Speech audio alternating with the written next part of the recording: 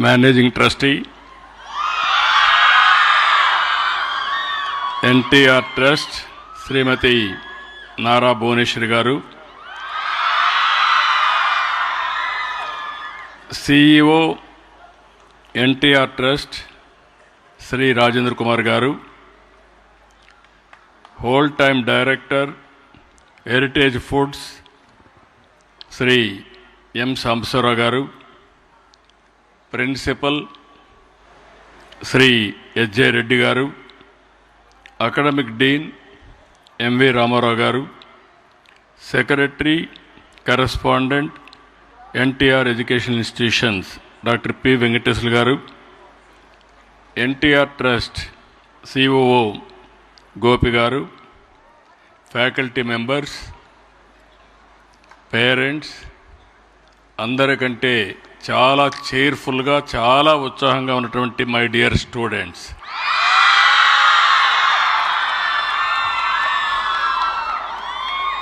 అందరికీ మరొక్కసారి నమస్కారం, అభినందనలు, శుభాభినందనలు. అందరూ ఇంగ్లీష్లో మాట్లాడారు, నేను మాత్రం తెలుగు గడ్డ మీద తెలుగులోనే మాట్లాడుతున్నాను.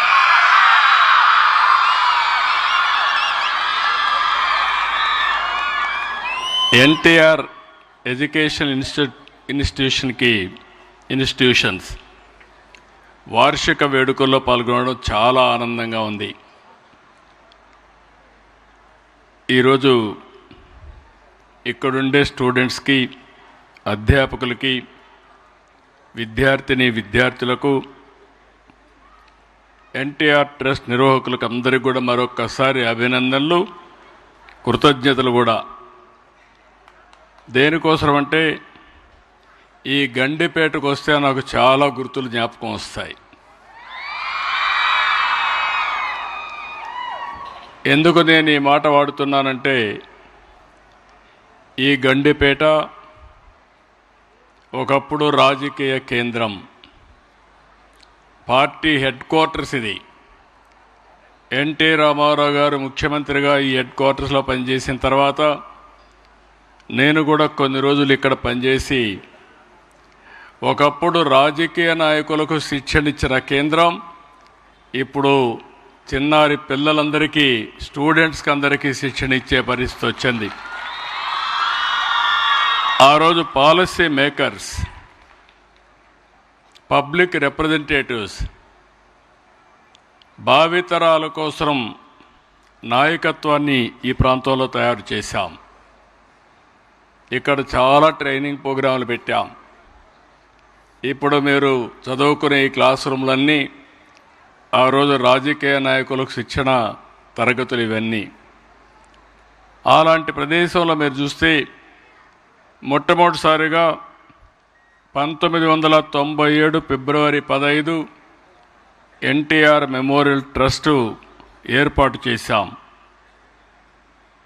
మొట్టమొదటిసారిగా 2005 జూన్ 23 ఎన్టీఆర్ మెమోరియల్ ట్రస్ట్ ద్వారా ఎడ్యుకేషన్ ఇన్స్టిట్యూషన్స్ ప్రారంభించాం.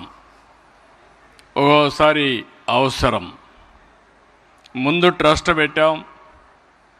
ఆ ట్రస్ట్ తర్వాత 2005లో చాలామంది పిల్లలు కొన్ని కారణాల వల్ల ఫ్యాక్షన్స్లో కొంతమంది పిల్లలు చనిపోయేవాళ్ళు, కొంతమంది రోడ్ యాక్సిడెంట్లో చనిపోయేవాళ్ళు, కొంతమంది తీవ్రవాదుల వల్ల చనిపోయేవాళ్ళు. అలాంటి సమయంలో ఆ పిల్లలంతా అనాథులైపోతే, తల్లి తండ్రి లేని పిల్లలుగా తయారైతే, ఆ పిల్లలకు పెద్ద దిక్కుగా ఉండాలి, వారికి ఏ లోటు లేకుండా చేయాలనే ఉద్దేశంతోనే ఇక్కడ ఈ కార్యక్రమానికి శ్రీకారం చుట్టాం. అలాంటి లొకేషన్లో ఈరోజు 10 ఎకరాలు 2,13,361 చదరపు అడుగుల్లో బ్రహ్మాండమైన బిల్డింగ్లను నిర్మించుకున్నాం.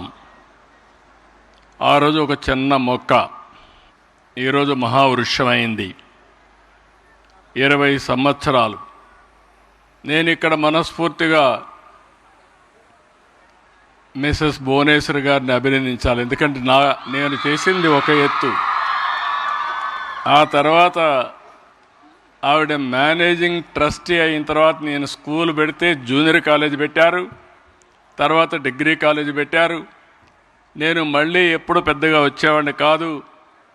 దీన్ని సమర్థవంతంగా నిర్వహిస్తున్న ఘనత శ్రీమతి భువనేశ్వరిది అని చెప్పి కూడా నేను మీ అందరికీ విజ్ఞప్తి చేస్తున్నాను. ఈరోజు మీరు చూస్తే మీ ప్రిన్సిపల్ గారు, అదే మాదిరిగా ఇంకో పక్కన రామారావు గారు చాలా విషయాలు చెప్పారు. గ్రూప్ 1 పరీక్షల్లో ఇక్కడ ఉండే 4 మంది పాస్ అయ్యారు. 3 జూనియర్ సివిల్ జడ్జిలుగా ఎంపికయ్యారు. దేశంలో ఇంపార్టెంట్ ఇన్స్టిట్యూషన్స్ ఐఐఎం కానీ, IIIT కానీ, NIT కానీ, IITలో కానీ మొత్తం మీరు చూస్తే 29 మందికి సీట్లు వచ్చాయి. ఈ సీట్లు వచ్చిన ప్రతి ఒక్క పిల్లల్ని మనస్ఫూర్తిగా అభినందిస్తున్నా, టీచర్లను కూడా మనస్ఫూర్తిగా అభినందిస్తున్నా. ఒక చిన్న ఇన్స్టిట్యూట్గా తయారైంది చూస్తే గండికోటలో 6 నుంచి 10 వరకు 581 మంది ఉన్నారు. ఇంకొక పక్క జూనియర్ కాలేజ్ 690 మంది ఉన్నారు. చల్లపల్లి అక్కడ 370 మంది ఉన్నారు. మొత్తం కలిసి 1641 మంది పిల్లలు ఈరోజు ఉన్నారంటే దానికి కారణం శ్రీమతి భువనేశ్వరి మేనేజింగ్ ట్రస్టీ అని మరొకసారి విజ్ఞప్తి చేస్తున్నా. ఆ రోజు ప్రారంభించింది 131 మందితో. ఆ రోజు ప్రారంభించింది ఒక అవసరం కోసరం. ఈరోజు ఆ అవసరం ఒక ఇన్స్టిట్యూషన్ ఆఫ్ ఎక్సలెన్స్గా తయారైంది. ఇప్పుడే మీరు చూశారు, నేను టెక్నాలజీ ఐటీ ఎప్పుడో ప్రారంభించాను. ఐటెక్ సిటీతో ప్రారంభమైంది. 3 విషయాలు పిల్లలు మీరందరూ గుర్తుపెట్టుకోవాలి. ఇంత మునిపే సాంబశివరావు గారు చాలా స్పష్టంగా చెప్పారు. భువనేశ్వర్ గారు చాలా వారి యొక్క అనుభవంతో వారు విజన్ ఇచ్చారు. ఎన్నో సంవత్సరాలు కాలేదు, 95లో నేను మొట్టమొదటిసారిగా ముఖ్యమంత్రి అయిన తర్వాత హైదరాబాద్లో ఐటీని ప్రారంభించాం. ఒక ఐటెక్ సిటీతో ప్రారంభమైంది. ఒక ఇంజనీరింగ్ కాలేజీతో ప్రారంభమై 9 ఏళ్లలో 300 ఇంజనీరింగ్ కాలేజీలు వచ్చాయి. ఆ రోజు చదువుకోవాలంటే కాలేజీలు లేని ప్లేస్ నుంచి చదువుకోవాలంటే ఎక్కడికి పోయే పని లేకుండా ప్రపంచంలో ఎవరు చదువుకోవాలన్నా హైదరాబాద్కు వచ్చే పరిస్థితికి వచ్చిందంటే అది ఆ రోజు చూపించిన చొరవ. ఇంకో పక్క ఇప్పుడే మన వాళ్ళు మాట్లాడినప్పుడు ఒక విషయం చెప్పారు. ఇవన్నీ చూసినప్పుడు కొన్ని జ్ఞాపకం వస్తాయి. నేను ఎప్పుడు కూడా ఒకటే ఆలోచించాను, రాజకీయాల్లో ఉండే మేము నీతి నిజాయితీగా ఉండాలి. గౌరవప్రదంగా ఉండాలంటే కుటుంబానికి కూడా వ్యాపారం ద్వారా కానీ వ్యవసాయం ద్వారా కానీ ఆదాయం రావాలి తప్ప రాజకీయాలపైన ఆధారపడకూడదని ఆ రోజు హెరిటేజ్ ఫుడ్స్ పెట్టాం. 93లో పెట్టాం. 93లో ఫస్ట్ టైం హెరిటేజ్ ఫుడ్స్ పెట్టాం. 95లో నేను సీఎం అయ్యా. 2005లో స్కూల్ పెట్టాం. 97లో ఎన్టీఆర్ మెమోరియల్ ట్రస్ట్ పెట్టాం. కానీ నేను 2 ఏళ్ళలోనే, ఆ రోజు మీరు అందరూ గుర్తుపెట్టుకోవాలి, పిల్లలకు ఒక విజన్ ఉండాలి. నేను చిన్నప్పుడు కాలేజీలో చదువుకునేటప్పుడు నాకు ఒక ఆలోచన వచ్చేది, ఏం కావాలి అని. చాలామంది ఐఏఎస్ చేయమన్నారు. నేను ఐఏఎస్ అంటే బాగా చదవాలి, నేను చదవడం లేదు కాబట్టి నాకు నచ్చిన పని చేయాలని నేను కాలేజీలో ఉండగా రాజకీయాల్లోకి రావాలని నిర్ణయించుకొని మొట్టమొదటిగా కాలేజీ యూనివర్సిటీ నుంచే ఎమ్మెల్యేగా పోటీ చేసి ఎమ్మెల్యేగా గెలిచి 2 సంవత్సరాల్లో మంత్రి అయ్యాను. అక్కడి నుంచి చరిత్ర అంతా కూడా మీ అందరికీ తెలుసు. ఇప్పుడు 4వసారి ముఖ్యమంత్రిగా ఉన్నా. ఎన్నిసార్లు ముఖ్యమంత్రిగా ఉన్నామనే దానికంటే నేను ముఖ్యమంత్రిగా ఉన్నప్పుడు ఏం జరిగిందనేది చాలా ముఖ్యం, ఏం చేశావనేది చాలా ముఖ్యం. అందుకే ఈరోజు మిమ్మల్ని అందరినీ కోరేది, ఇక్కడే భువనేశ్వర్ గారిని చూస్తే మీకు స్ఫూర్తినివ్వాలని ఆవిడ విషయం కూడా ఒక్క నిమిషం మీకు చెప్తున్నా. ఆవిడ ఒక హౌస్ వైఫ్. నేను పెళ్లి చేసుకున్న తర్వాత మొదట్లో నేను మామూలుగా రాజకీయం చేశాను, తర్వాత బిజినెస్కి వచ్చాను. నేను 2 ఏళ్లలో ఫైనాన్స్ అండ్ రెవెన్యూ మినిస్టర్ అయ్యాను. అప్పుడు లోకేష్ చిన్న అబ్బాయి, 10-11 సంవత్సరాలు. అప్పుడు ఆవిడని అడిగాను హెరిటేజ్కి పోమని. నేను పోలేను, నాకు అనుభవం లేదు, నేను పోనని చెప్పి కొంత అయిష్టంగా ఒప్పుకున్నారు. ఆ తర్వాత హెరిటేజ్కి మీరు చూస్తే నేను ఎప్పుడూ పట్టించుకోలేదు. సమర్థవంతంగా పనిచేసి హెరిటేజ్ వ్యవస్థని, ఆ కంపెనీని బ్రహ్మాండంగా నడిపించిన వ్యక్తి భువనేశ్వరి గారు. అంటే ఓసారి పట్టుదల ఎట్లొస్తుందనే దానికి ఇదొక ఎగ్జాంపుల్ మాత్రం. ఇప్పుడు నేను పేపర్లో చూసి చెప్తున్నా, ఆవిడ ట్యాబ్లో చూసి ఉపన్యాసం ఇస్తూ ఉంది. నేను టెక్నాలజీ గురించి మాట్లాడుతున్నా, ఆవిడ టెక్నాలజీ వాడుతూ ఉంది.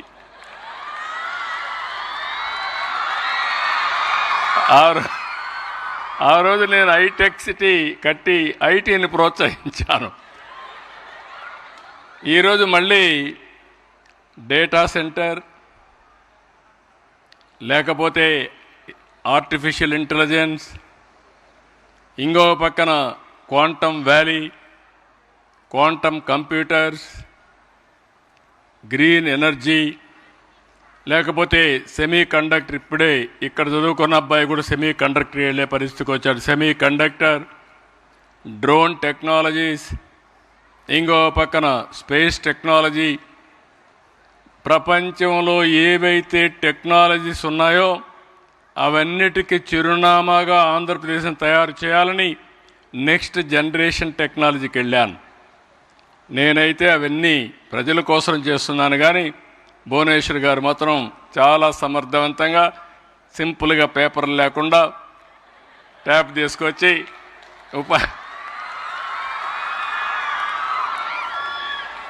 కావలసిన పాయింట్లు తీసుకొని చెప్పే పరిస్థితికి వచ్చారు. నేను ఆవిడని చూశాను, వాళ్ళ నాన్న మారిగా పట్టుదల ఉంది, మొండితనం కూడా ఉంది. చాలా ఏదైనా పట్టుకుంటే చాలా గట్టిగా చేస్తారు. నేను చూశాను ఆవిడని ఒక భార్యగా, తల్లిగా, గృహిణిగా, ట్రస్టీగా, హెరిటేజ్ ఎండీగా చాలా విజయాలు చూశాను.